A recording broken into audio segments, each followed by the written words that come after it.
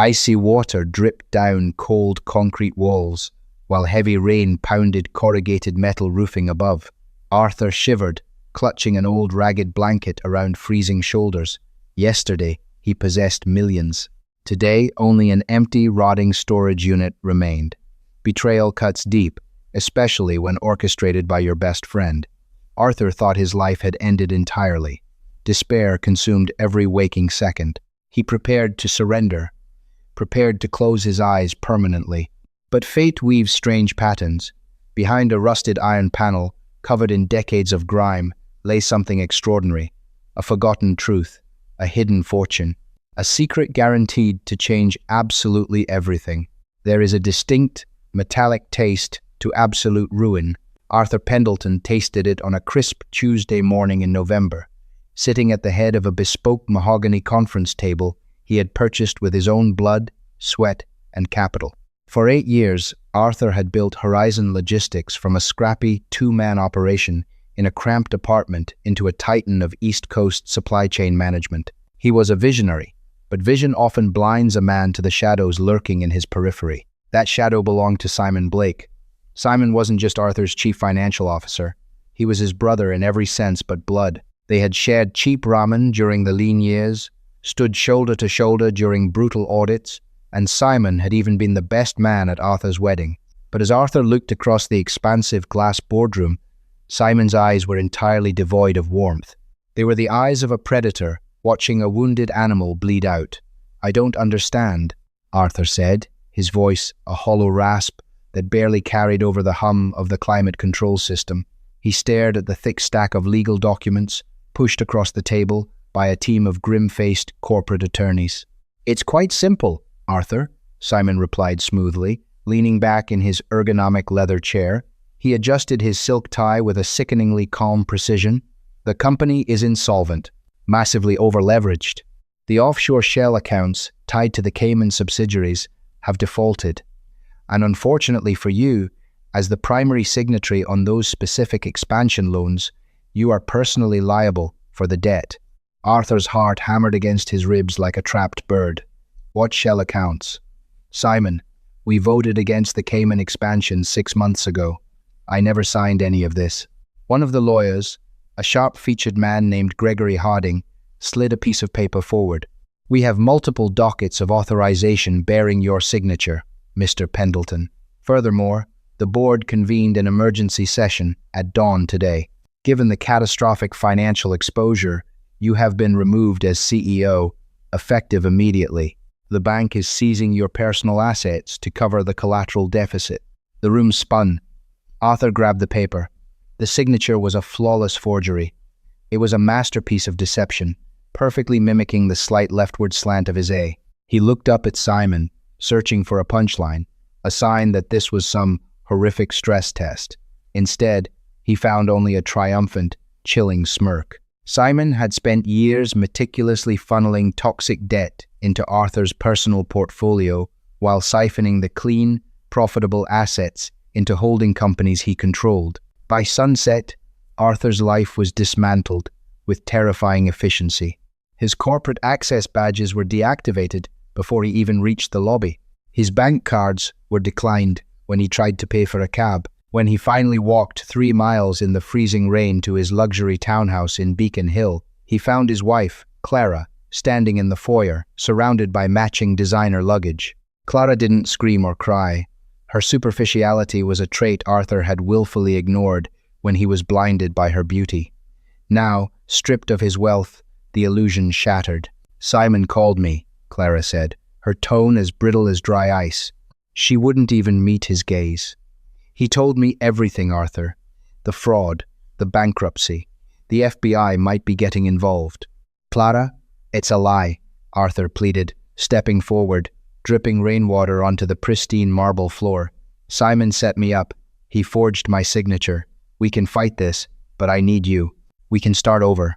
Clara finally looked at him, her eyes sweeping over his soaked, defeated posture with undisguised pity and disgust. "I didn't marry a martyr, Arthur, and I certainly didn't marry a convicted felon. My lawyer will contact yours." "Oh, wait, you probably can't afford one anymore." She walked out the front door, slipping into a sleek black town car idling at the curb. The tail lights faded into the wet, gloomy Boston night, taking the last remnants of Arthur's sanity with them. In 24 hours, Arthur Pendleton had been completely erased. The bank seized the townhouse, the summer home in Nantucket, the investment portfolios, and the cars. When the dust settled a week later, the only thing the liquidators couldn't touch was a bizarre, heavily depreciated asset Arthur had inherited from his estranged father, Thomas, a decade ago. It was an abandoned commercial garage located in the decaying industrial sector of South Boston. It had been legally condemned years ago due to suspected black mold and structural damage, rendering its assessed value to absolute zero. The creditors didn't even want the paperwork. With $50 in his pocket, a duffel bag of clothes, and nowhere else to go, Arthur stood before the rusted, corrugated metal doors of Garage 42. He shoved a heavy iron key into the padlock. It shrieked in protest, a sound that perfectly echoed the screaming agony inside his own chest before popping open. He pulled the heavy door up, stepping into the pitch-black, freezing abyss. The first week in the garage was a masterclass in human suffering. November in Boston is unforgiving, but inside the concrete tomb of Garage 42, the cold seemed aggressive, almost predatory. There was no electricity, no running water, and no heat. The space was massive, roughly the size of a small warehouse, filled with the skeletal remains of rusted machinery, rotting wooden pallets, and the oppressive stench of stale motor oil and decay. Arthur built a miserable nest in the center of the room. He layered broken-down cardboard boxes over the freezing concrete to act as insulation and huddled beneath a cheap sleeping bag he had purchased from a surplus store with his last few dollars. At night, the temperature dropped below freezing. Arthur would lie awake, his teeth chattering so violently it hurt his jaw, staring up at the water-stained ceiling. This was rock bottom. It wasn't just the physical deprivation, it was the psychological torture. Every time he closed his eyes, his mind played a cruel reel of his past life. He smelled the expensive cologne Simon wore. He felt the soft silk of Clara's dresses. He tasted the expensive scotch he used to drink while overlooking the city skyline. Then he would snap awake to the sound of rats scurrying across the metal rafters, his breath pluming in the freezing air, his stomach twisting in agonizing knots of hunger. Hunger strips a man of his dignity faster than anything else. By the second week, Arthur was scavenging. He walked miles to the back alleys of grocery stores, waiting for the night shift to throw away expired bread and bruised fruit. He kept his head down, terrified that someone from his past life, a former competitor, a board member, or God forbid, Simon himself, might recognize the filthy, bearded vagrant digging through a dumpster. One Tuesday evening, the sky unleashed a torrential sleet storm. Arthur retreated to the garage, soaked to the bone, his body violently trembling. He knew, with a terrifying certainty, that if he didn't get warm tonight, he would die of hypothermia. Desperation fueled a primal energy. He grabbed a rusted crowbar he had found near an old workbench and began violently smashing apart a stack of heavy wooden crates in the corner of the room. His hands bled, but he didn't feel the pain. He dragged a rusted metal 50-gallon drum to the center of the room, threw the splintered wood inside, and used a stolen lighter and some old newspaper to start a fire. As the flames finally caught, casting long, dancing, demonic shadows against the concrete walls, Arthur collapsed next to the drum. He held his raw, bleeding hands toward the heat, sobbing uncontrollably. The tears carved clean tracks through the thick layer of grime on his face. Why? He screamed into the cavernous emptiness. "Why did you do this to me, Simon?" His voice echoed back, mocking him. "Simon, Simon, Simon." Arthur's anger boiled over, a sudden, blinding rage that temporarily eclipsed his despair. He grabbed the heavy iron crowbar and swung it wildly at the nearest wall. Clang. The crowbar struck a section of corrugated paneling near the back of the garage. But the sound was wrong. Arthur froze, the crowbar still raised over his head. The walls of the garage were supposed to be solid cinder block backed by structural steel. But the sound that had just echoed through the room wasn't the dull, dense thud of solid masonry. It was a hollow, resonant boom. He slowly lowered the crowbar, his breath catching in his throat. He walked toward the back wall. It was covered in decades of dust, spiderwebs, and stacked tires. Arthur began throwing the tires aside with a frantic, renewed energy. He cleared the area, revealing a large section of corrugated tin that had been bolted over the wall. He tapped the metal with the crowbar. Tink, tink, tink. Hollow. He moved 3 feet to the left and tapped again. Thud. Solid cinder block. Arthur stepped back, his eyes frantically scanning the geometry of the building. His father, Thomas, had been a notoriously paranoid man, a brilliant structural engineer who had died suddenly in a single-car accident when Arthur was 19. Arthur had always assumed this garage was just a failed investment his father never got around to selling. But looking closely at the dimensions of the room, a sudden, jarring realization hit him. The exterior footprint of the building he had seen from the street was easily 100 feet deep, but the interior wall he was standing in front of was only about 80 feet from the front door. There were 20 feet of space missing. Adrenaline is a powerful anesthetic. The freezing cold and gnawing hunger vanished entirely, replaced by a feverish obsession. Arthur wedged the flat end of the heavy iron crowbar beneath the edge of the corrugated tin panel. The bolts were rusted solid, married to the metal by decades of moisture. He threw his entire body weight against the iron bar. His muscles screamed, his boots slipping on the oily concrete. With an agonizing screech of tearing metal, the bottom corner of the panel bent backward. Arthur didn't stop. He attacked the wall like a madman, using the crowbar as a lever to violently rip the rusted bolts from the rotting wood framing behind the metal. It took him 3 grueling hours. His hands were sliced open by sharp edges, his breath coming in ragged, painful gasps, but he finally managed to peel the massive sheet of tin away, letting it crash heavily to the floor. Behind the tin was a layer of thick, industrial drywall. Arthur smashed his boot through it. A cloud of ancient, choking white dust billowed out. He used his hands to tear away the chunks of gypsum board, coughing violently, until a large hole was cleared.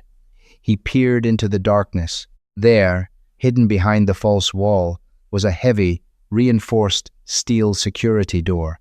It looked like the entrance to a bank vault, complete with a heavy rotating handle and an old-school combination dial. Arthur felt a sudden wave of crushing disappointment. A combination lock. He could spend the rest of his life spinning that dial and never crack it.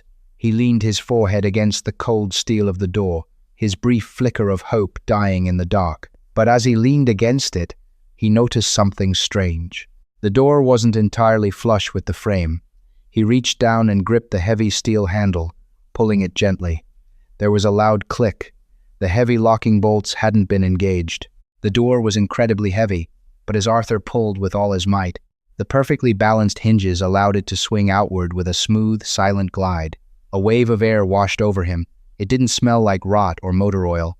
It smelled like dry paper, leather, and strangely, faint hints of expensive cigar smoke. Arthur stepped through the threshold. The darkness was absolute. He fumbled in his pocket, pulling out his cheap lighter. He flicked the flint, the small yellow flame illuminating a few feet in front of him. He was standing in a beautifully constructed, climate-controlled office. The floor was covered in a thick, dark carpet that absorbed the sound of his heavy boots. As he moved the lighter around, the shadows danced across a massive antique mahogany desk, a leather executive chair, and rows of heavy steel filing cabinets. This wasn't a forgotten storage space. This was a command center. Arthur noticed a vintage brass desk lamp. Beside it, on the desk, was a small, dusty electrical switchboard. His father had always been obsessed with off-grid contingencies. Praying silently, Arthur reached out and flipped the main heavy breaker switch on the board. Deep within the walls, a low hum vibrated to life. A second later, a row of warm amber overhead lights flickered, buzzed, and finally illuminated the room. The space was drawing power from somewhere, likely an illegal tap into the city's main subterranean grid. Arthur blew out his lighter, staring in utter disbelief. The walls were lined with corkboards, connected with intricate webs of red string, pinned photographs, and financial readouts. But it was what sat in the center of the room, just behind the desk, that made Arthur's knees buckle. It was a massive, floor-to-ceiling Mosler Bank safe, its door sitting wide open. Arthur approached it slowly, feeling like he was walking through a dream. Inside the cavernous steel belly of the safe were neatly stacked rows of canvas duffel bags. He reached out with trembling, bloodied hands and unzipped the nearest bag. It was filled to the brim with tightly banded stacks of $100 bills, pristine, unmarked, sequential currency. Arthur unzipped a second bag. More cash. A third. It was easily $5, maybe $6 million in pure, untraceable liquidity. Arthur collapsed into his father's leather chair, his mind short-circuiting. Why had his father hidden millions of dollars in a condemned garage? Why hadn't he told anyone? As Arthur tried to catch his breath, his eyes drifted to the mahogany desk. Sitting dead center, perfectly aligned with the chair, was a thick, black leather journal. Resting on top of the journal was a silver key and a sealed envelope. The envelope had one word written across the front in his father's unmistakable, precise handwriting: Arthur. With hands shaking so violently he could barely hold the paper, Arthur tore the envelope open. Inside was a single piece of heavy stationery. My dearest Arthur, if you are reading this, it means two things. First, I am dead, and second, the wolves have finally come for you.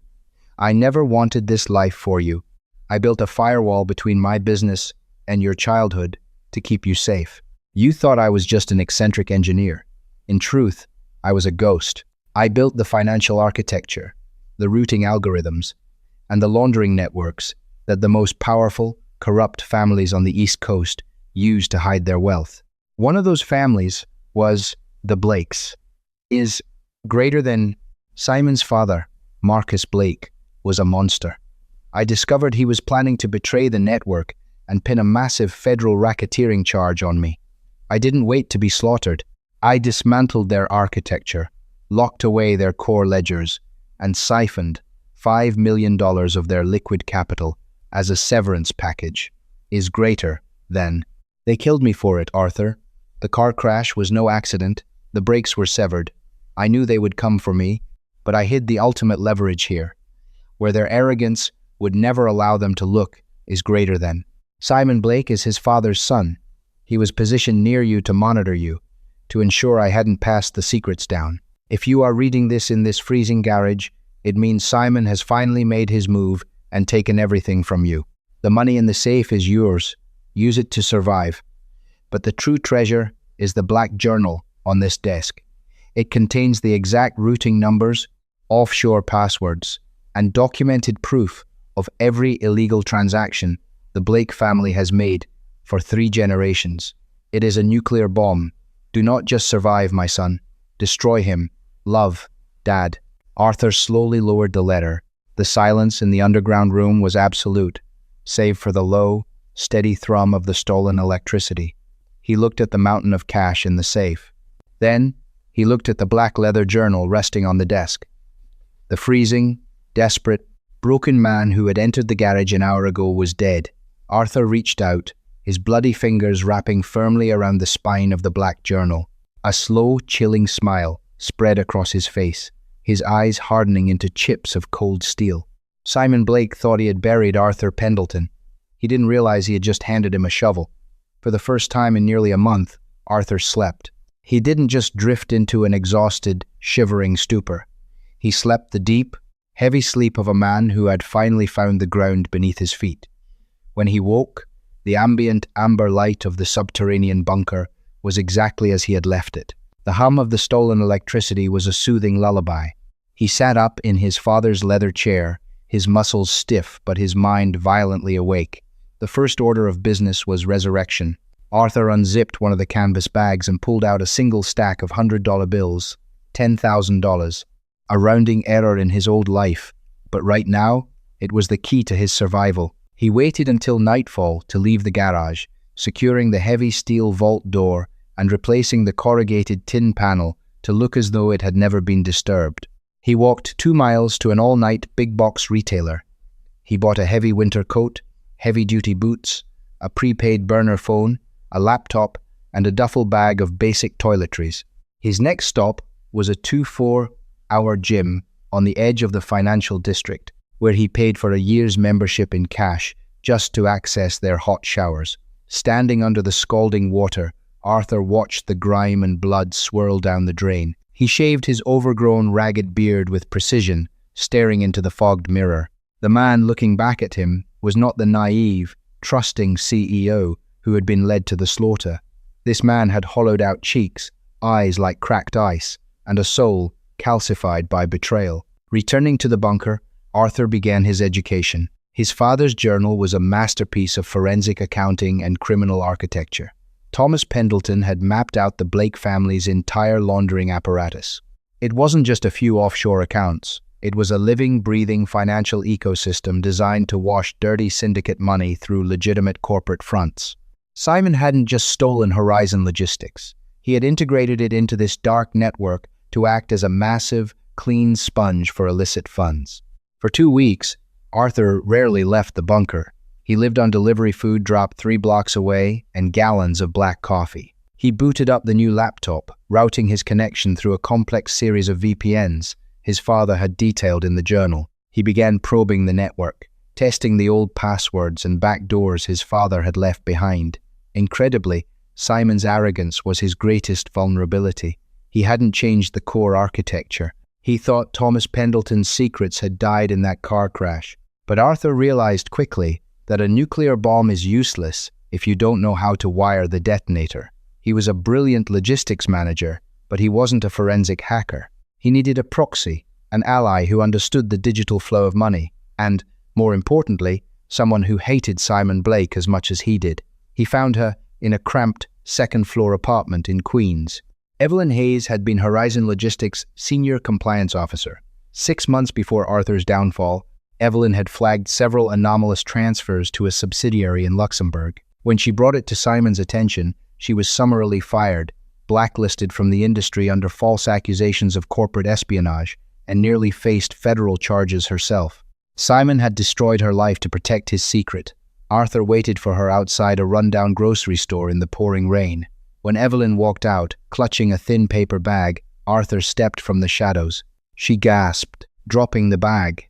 Oranges spilled across the wet pavement. "Arthur? My God, the news said you fled the country. They said you stole millions." "The news only prints what Simon's PR firm pays them to," Arthur said softly, picking up an orange and handing it to her. "I didn't steal anything, Evelyn, but I know who did, and I know how he framed you." Evelyn's eyes narrowed, a mixture of fear and deeply ingrained anger flashing across her face. "I have nothing left, Arthur. If you're here to drag me into whatever legal hell you're in, leave me alone." Arthur reached into his coat and pulled out a thick manila envelope. He handed it to her. "There's $50,000 in cash in there, a retainer, and there's a printed ledger showing Simon's signature, authorizing the Luxembourg transfers he blamed on you. I have the entire network, Evelyn.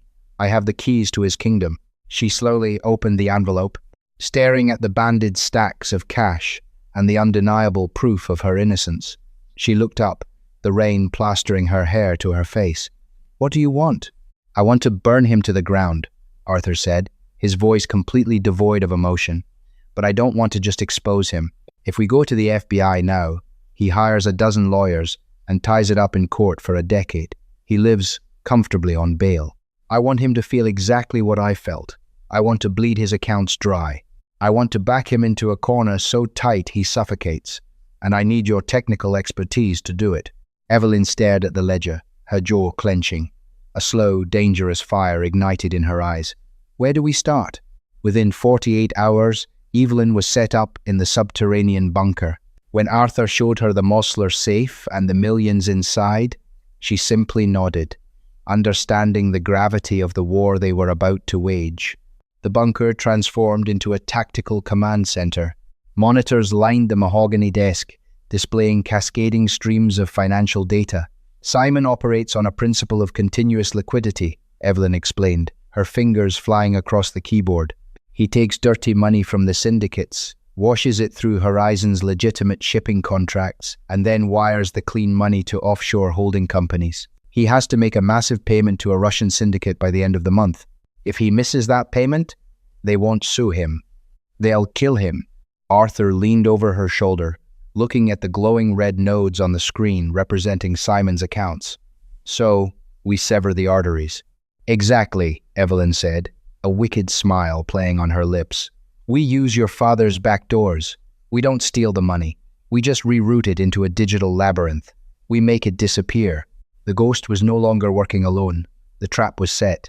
The dismantling of Simon Blake began on a Tuesday, exactly 3 months after Arthur had been banished to the streets.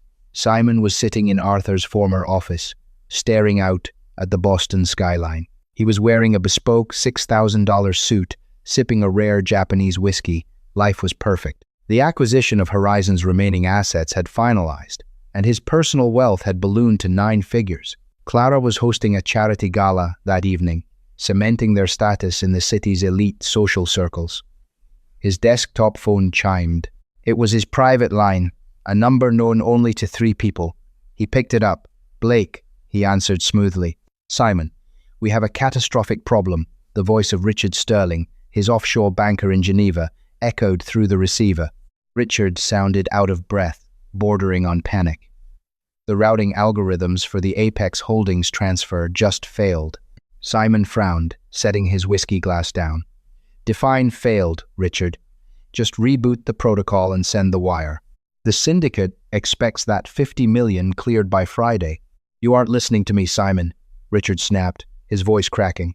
The money isn't bouncing back. It's gone. Gone? What do you mean gone? Money doesn't just vanish? Simon barked, standing up, his heart rate spiking. The routing numbers in the Cayman servers were altered internally, Richard explained frantically. The transfer was initiated, but the destination ledger was rewritten mid-transit. The 50 million was fragmented into 10,000 microtransactions and scattered across ghost accounts in Southeast Asia. I can't trace it. It's like a black hole, opened up and swallowed the capital. Simon felt a cold sweat break out on the back of his neck. Who authorized the rewrite? That's the terrifying part, Richard whispered. The authorization codes, they belong to Thomas Pendleton. Simon froze. The name hit him like a physical blow to the chest. Thomas Pendleton is dead, he thought wildly. He had insured it personally. That's impossible. Someone hacked the system. Fix it, Richard. I don't care what it costs. Find that money, or the Russians will put a bullet in both of our heads. Simon slammed the phone down. His hands were shaking. He walked over to his liquor cabinet and poured another drink, spilling half of it on the mahogany wood. Across the city, in the damp, quiet safety of Garage 42, Arthur and Evelyn watched the $50 million evaporate from the screen. Transfer complete, Evelyn announced, leaning back in her chair and crossing her arms. The funds are currently bouncing between servers in Singapore and Manila. By tomorrow, they'll be untraceable. Arthur stared at the screen, feeling the first genuine rush of satisfaction he had experienced in months. Now, we squeeze the margins, hit his domestic accounts. Over the next 72 hours, Simon Blake's world began to violently unravel. Every time Simon tried to move capital to cover the missing 50 million, Evelyn intercepted the digital authorizations. She used Thomas's master codes to trigger massive, automatic margin calls on Simon's highly leveraged real estate investments.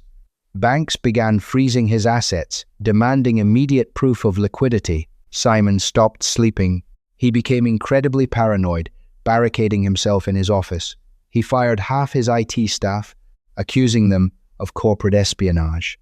He hired private security contractors to sweep his penthouse for bugs. He was bleeding capital at a catastrophic rate, and he was completely blind to the sniper taking the shots. The psychological warfare took its toll on his home life. Clara, who had married Simon for the ironclad security of his wealth, quickly realized she had boarded a sinking ship. One evening, Clara walked into the study of their Beacon Hill townhouse to find Simon frantically shredding documents, surrounded by empty liquor bottles. His designer shirt was untucked, his eyes bloodshot and erratic. "Simon, what is happening?" Clara demanded. her voice shrill with anxiety. My credit cards were declined at the jeweler today. Gregory Harding called and said, "Your accounts are frozen. Are we under investigation?" Simon whirled around, his face contorted in a snarl. "Shut up, Clara. You don't know anything about how this works. I'm handling it." "Handling it?" Clara screamed. "You look like a lunatic. You told me Arthur was the liability. You told me we were safe." At the mention of Arthur's name, something dark and unhinged snapped behind Simon's eyes. He crossed the room in 2 strides, grabbing Clara by the shoulders and shaking her violently. "Don't you ever say his name to me. Arthur is a ghost. He's dead or rotting in a gutter." Clara ripped herself away, terrified. She backed toward the door, staring at the monster she had chosen over her husband. "You're insane. I'm calling my lawyer." As she ran upstairs to pack her bags, the same designer luggage she had used to leave Arthur Simon's burner phone vibrated on the desk. He snatched it up. "Hello?" he barked. "Check your desk drawer, Simon." A digitally altered, robotic voice echoed through the speaker. The line went dead. Simon dropped the phone. He slowly walked over to his heavy oak desk and opened the top right drawer. Sitting perfectly centered on top of his stationery was a single, plain white envelope. He hadn't been in the study all day. Someone had bypassed his newly hired security detail. His hands trembling violently, he opened the envelope. Inside was a single piece of thick red string, exactly like the ones Thomas Pendleton used to use to map out his laundering networks on his corkboards. Wrapped around the string was a small note with a printed time and an address. Midnight, Pier 49. Simon fell back into his chair, the air leaving his lungs in a ragged gasp. The ghost wasn't just in the machine. The ghost was in his house. Pier 49 was an abandoned shipping terminal on the edge of the industrial district, a rusted graveyard of forgotten commerce. The fog rolled in thick off the Atlantic, obscuring the moonlight and dampening the sound of the crashing waves. Simon arrived in a black SUV, flanked by his head of security, a massive former mercenary named Harrison. Simon was carrying a briefcase containing $3 million in untraceable bearer bonds, the absolute last of his accessible clean capital. He was desperate. The Russian syndicate had given him 48 hours to deliver the missing $50 million, or they were going to start mailing him pieces of his family. "Keep your weapon drawn," Simon whispered to Harrison as they stepped out of the vehicle into the freezing fog. "If whoever is out here makes a sudden move, kill them." Harrison nodded silently, his hand resting on the grip of the tactical pistol holstered at his hip. They walked down the long, decaying wooden pier. At the very end, illuminated by a single, flickering halogen work light, stood a figure in a heavy winter coat, his back turned to them, looking out at the black ocean. "I'm here!" Simon yelled, his voice cracking with a mixture of terror and false bravado. "I have 3 million. Turn the servers back on, give me the routing codes, and we walk away." The figure slowly turned around. The halogen light caught the sharp angles of his face, the cold, dead eyes, and the faint, chilling smile. Simon stopped dead in his tracks. All the blood drained from his face. His knees physically buckled, and he had to grab the rusted railing to keep from collapsing. "Arthur?" Simon breathed, his mind shattering. No, it's not possible. You're ruined. You're nothing." "Hello, Simon," Arthur said, his voice smooth, calm, and terrifyingly steady. "It's amazing what a man can accomplish when you strip him of everything but his focus." You did this?" Simon stammered, stepping backward. "The Cayman accounts? The margin calls? You don't have the technical capability." "I didn't," Arthur admitted, taking a slow step forward. "But Evelyn Hayes does. You remember Evelyn, don't you? The woman whose life you destroyed to cover up your Luxembourg fraud. She sends her regards." Simon's eyes darted frantically. He was cornered. His empire was ashes, his wife was leaving him, and the man he had betrayed was standing in front of him, holding the executioner's axe. The panic in Simon's chest suddenly warped into a violent, cornered rage. "You think you've won?" Simon spat, pointing a trembling finger at Arthur. "You think you can just step out of the grave and take me down? I built Horizon. I made you rich, and I can put you right back in the dirt." Simon turned to his bodyguard. "Harrison, shoot him. Shoot him right now. The 3 million in the briefcase is yours. Just put a bullet in his head." Harrison didn't move. He stood perfectly still, his eyes locked on Arthur. "Harrison, damn it! I gave you an order," Simon screamed, grabbing the man's arm. Harrison slowly pulled his arm away. He looked down at Simon with absolute disgust. "Mr. Pendleton pays better." Simon froze. He looked from Harrison back to Arthur, the horrifying realization dawning on him. "Did you really think I would invite you here without securing the board?" Arthur asked, stepping closer. "Harrison visited a certain garage in South Boston yesterday. We had a long chat. I gave him $5 million from your father's severance package. I also showed him the encrypted emails you drafted to the FBI, planning to pin the Russian syndicate laundering scheme on him if the feds raided the penthouse." Simon let out a pathetic, whimpering sound. He dropped the briefcase. He fell to his knees on the wet, rotting wood of the pier. He was completely, utterly broken. "Arthur, please," Simon begged, tears streaming down his face, his expensive suit soaking up the dirty water. "We were brothers. I made a mistake. The greed. It poisoned me. Please, I'll give you everything back. I'll confess to the fraud. Just don't let the Russians kill me." Arthur stood over him, looking down at the weeping, pathetic shell of the man who had stolen his life. He felt no pity. He felt no anger. He only felt the cold, hard satisfaction of justice. "You don't have anything left to give me, Simon." "I've already taken it all back," Arthur said softly. He reached into his coat and pulled out a thick flash drive. He tossed it onto the wet wood in front of Simon. "What is this?" Simon choked out, staring at the drive. "That is the master ledger from my father's journal," Arthur explained. "It details every single illegal transaction your father made and every single fraud you've committed for the last 10 years. It shows the exact routing numbers for the Russian syndicate's money." Arthur crouched down, forcing Simon to look him in the eye. "Here is your ultimatum, Simon. In exactly 1 hour, Evelyn is going to email the contents of that drive to the FBI, the SEC, and the Boston Police Department. You are going to federal prison for the rest of your natural life." No, they'll kill me in there," Simon sobbed. "Probably," Arthur agreed coldly. "But you have a choice. On that drive is also the access key to a ghost account containing the 50 million you owe the Russians. You can take that drive, wire them their money, and try to run. If you run, you'll be a fugitive for the rest of your life, hunted by the feds, with absolutely zero capital to your name." Arthur stood up, turning his back on Simon. "Prison or exile," Arthur said over his shoulder. "You have 60 minutes to decide." "Arthur, wait!"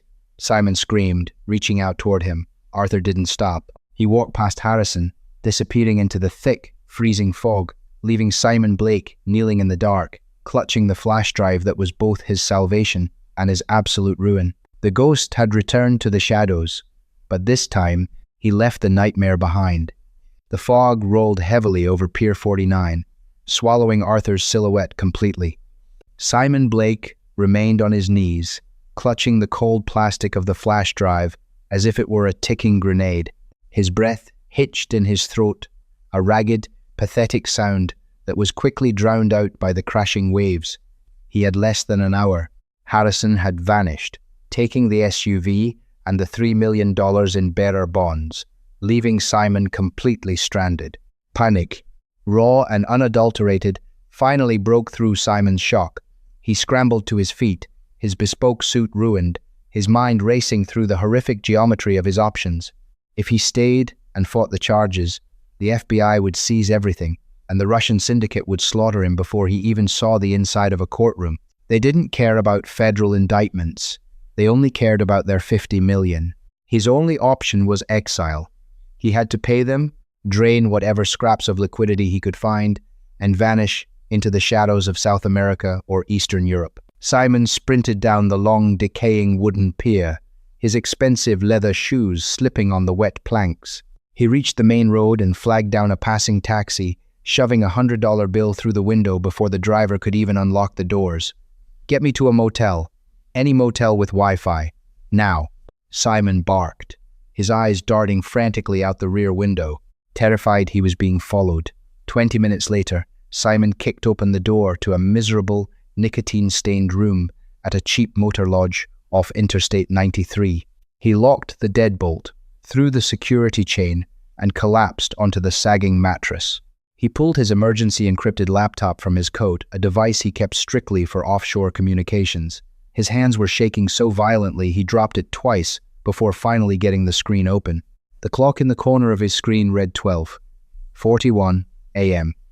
He had 19 minutes before Arthur's hacker, Evelyn, sent the master ledger to the feds. Simon shoved the flash drive into the USB port. The drive mounted instantly. Inside, organized with terrifying precision, were two folders. The first was labeled The Graveyard, containing thousands of PDFs detailing every fraudulent invoice, forged signature, and illegal transfer Simon had orchestrated over the last decade. It was enough evidence to bury him under a federal penitentiary for 3 lifetimes. The second folder was labeled Salvation. Inside was a single executable file and a text document containing the access keys to the ghost account holding the missing $50 million. Simon opened his secure banking portal, his fingers flying across the keyboard. He initiated a direct routing protocol through the Swift banking network, bouncing the connection through a proxy server at Credit Suisse to mask his location. He entered the routing numbers for the Bratva's holding account in Cyprus. He typed in the $50 million transfer amount. Authorize transfer? The screen prompted. Simon squeezed his eyes shut. Paying this money meant he would have absolutely nothing left. He would be a fugitive, stripped of his power, his wealth, and his name. But he would be alive. He slammed his finger down on the enter key.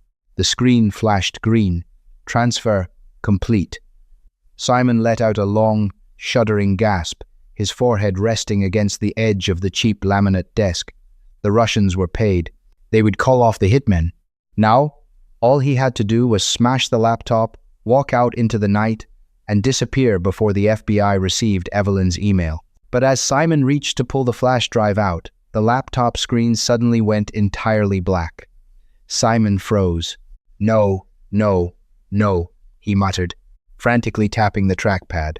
A single line of white text appeared in the center of the dark screen. Did you really think I would let you run, Simon? A cold spike of absolute terror drove itself through Simon's heart. Before he could react, the screen fragmented, hundreds of command windows opening and closing in a matter of milliseconds.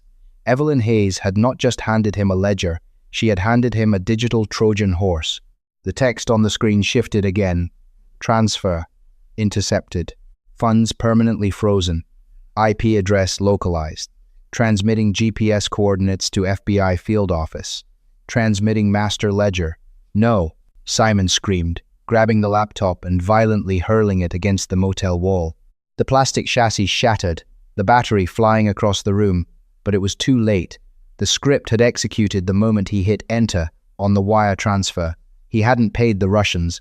He had just handed the feds undeniable, time-stamped proof of his attempt to wire $50 million to a known international crime syndicate, all while transmitting his exact location. Arthur hadn't given him a choice between prison and exile. He had given him the illusion of a choice, forcing Simon to actively push the button that triggered his own trap. A heavy silence fell over the motel room, broken only by the sound of Simon's hyperventilating. 3 minutes later, the silence was shattered by the unmistakable, terrifying wail of approaching sirens. Red and blue lights strobed violently through the cheap, thin curtains of the motel room. Tires screeched in the parking lot. Heavy boots pounded against the concrete walkway outside. FBI, open the door, a voice boomed, followed instantly by a massive kinetic strike that splintered the wooden doorframe. Simon didn't move. He sat on the edge of the stained mattress, staring blankly at the shattered pieces of his laptop. Armed federal agents swarmed the room, their weapons drawn, laser sights cutting through the dusty air and settling on his chest. Rough hands grabbed his shoulders, slamming him face first onto the cheap carpet. As the cold steel of the handcuffs locked tightly around his wrists, Simon finally understood the absolute, devastating scale of his defeat. He had lost everything, and he was never getting it back. 3 years later, the Boston skyline gleamed under the crisp autumn sun. Inside a sprawling, glass-walled office on the top floor of the city's newest financial tower, Arthur Pendleton stood by the window, looking down at the bustling streets below. He was wearing a perfectly tailored charcoal suit, but the softness that had once defined him was gone. His eyes were sharp, calculating, and grounded in a harsh reality that only a man who had survived the abyss could understand. "The quarterly reports just cleared," a voice said from the doorway. Arthur turned to see Evelyn Hayes walking into the office, holding a sleek digital tablet. She wore a confident, sharp smile. As the newly appointed Chief Financial Officer of the completely restructured, debt-free Pendleton Logistics, she was the second most powerful person in the building. "And?" Arthur asked, walking over to his desk. "We've officially absorbed the last of Simon's liquidated assets," Evelyn said, tapping the screen. "When the DOJ seized his estate, his shell companies went to auction for pennies on the dollar. We just bought back the final warehouse sector in New Jersey. The board is ecstatic." "Good," Arthur nodded, taking a sip of his coffee. Simon Blake was currently serving a 75-year consecutive sentence at the Metropolitan Detention Center in Brooklyn, a notoriously grim federal facility. The Russian syndicate, enraged by the frozen funds, had put a permanent bounty on his head. Simon lived his days in solitary confinement, terrified of his own shadow, stripped of everything that had once made him arrogant. Clara had tried to reach out to Arthur a year ago, leaving a desperate, tearful voicemail about how she had been manipulated by Simon and wanted to apologize. Arthur had deleted the message halfway through and permanently blocked her number. He had no room in his new life for fair-weather loyalty. "Oh, one more thing," Evelyn added, pausing at the door. "The city zoning board called. They want to know if you're finally ready to sell that condemned property in South Boston. The old garage. A developer wants to knock it down and build luxury condos. They're offering a premium." Arthur paused, his eyes drifting to a small, framed photograph on his desk. It was an old picture of his father, Thomas, smiling warmly. Beside the photograph sat a thick, black leather journal. Arthur thought about the freezing nights, the gnawing hunger, and the absolute despair he had felt within those concrete walls. But he also thought about the revelation, the fire, and the weapon that had forged his salvation. Garage 42 wasn't just a building. It was the crucible where the naive Arthur had died, and the unstoppable force he was today had been born. "Tell them no," Arthur said softly, his voice leaving no room for negotiation. "Tell them it's not for sale. Not for any price." Evelyn smiled knowingly. "I'll let them know." As she closed the door, Arthur walked back to the window, looking out over his reclaimed empire. He had learned the hardest lesson a man could learn. True power isn't in what you own, it's in what you are willing to endure when everything is taken away. The ghost of his past had given him a second chance, and Arthur Pendleton would never be caught in the dark again. Betrayal is a bitter, devastating poison, but as Arthur Pendleton proved, it can also be the ultimate catalyst for an unstoppable rebirth. He was stripped of his wealth, his dignity, and his family, left to freeze in the shadows by the man he trusted most. But instead of surrendering to the dark, he used the secrets hidden within it to forge a weapon of absolute justice. He didn't just survive his ruin, he weaponized it, taking back his empire and ensuring that the man who buried him dug his own grave. If this story of ultimate revenge, resilience, and real-life karma kept you on the edge of your seat, don't forget to hit that like button. Share this video with someone who loves a brilliant comeback story, and make sure to subscribe to the channel and ring the bell so you never miss another gripping tale. See you in the next one.